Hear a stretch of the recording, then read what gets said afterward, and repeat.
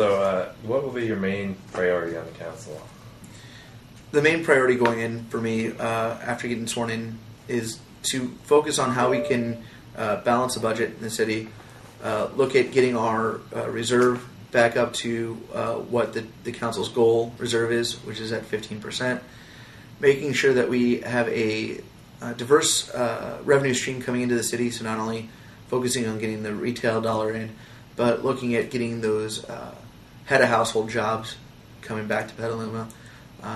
Most of our revenue comes from sales at the auto mall and from home sales and property taxes. And so when we get people with head of household incomes coming back into Petaluma and combine that with the sales tax revenues, our budget will look a lot better than it currently looks, because we're not looking too pretty right now.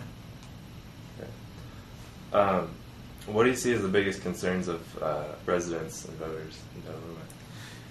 I think the people in Petaluma want a safe place to raise their kids. They want to have the services that they've become accustomed to in Petaluma. Clean parks that are safe. Where their kids can play sports, where they can walk their dog. They want a fire department and a police department that's going to be responsive when they need them. That's going to be proactive in preventing crimes and from seeing proactive in the fact that they're out there in the community being a presence, and they don't want to see us go to a place where we don't have safe streets to drive on and safe parks. Okay. What do you think is needed for the council to cooperate and work together in this term? I think if we all look back to why it is that we got involved in politics and why we got involved in wanting to help with the city, is that we all care about the city of Petaluma. We all care about what the city is going to look like in the future, and that's where most of us are starting at when it comes to looking at issues in the city. And so, if we all keep that in mind when we go into the decision-making process, is that we all want what's best for Petaluma. What I think is what's best for Petaluma and what another council member might think is best for Petaluma might be different, but I'm sure there's somewhere in the middle that we can agree on and then go forward, moving the city forward and getting action in the city. Okay. What strategies do you think the city should use to increase revenues? If we look at how we market and present the city to businesses outside of the area and try and get them coming back and filling in our commercial areas that are vacant right now, that is one way that we can bring those high-paying jobs back to Petaluma, which would be helpful.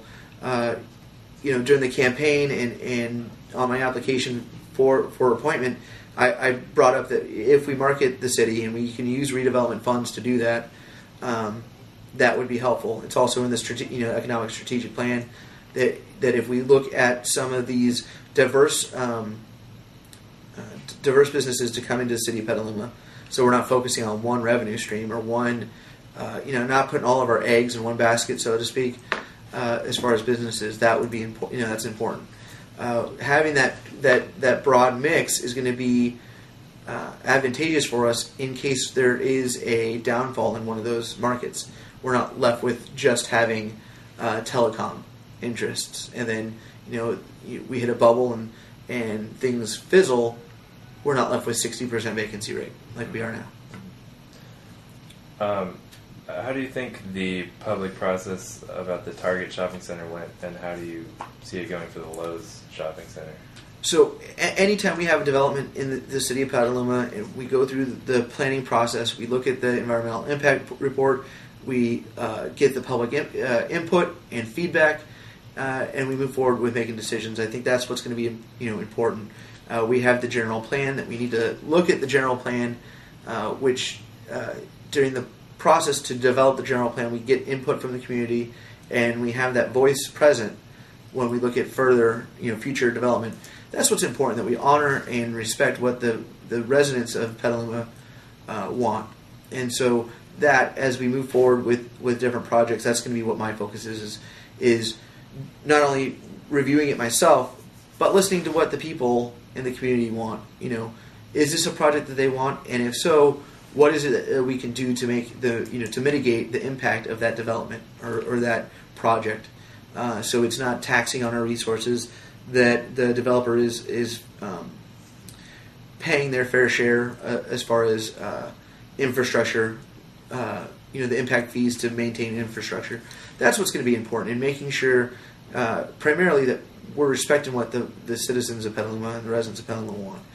Because we're there to be their voice in the decision-making process and to be the people that represent them. And we have to value what their input and their opinion is.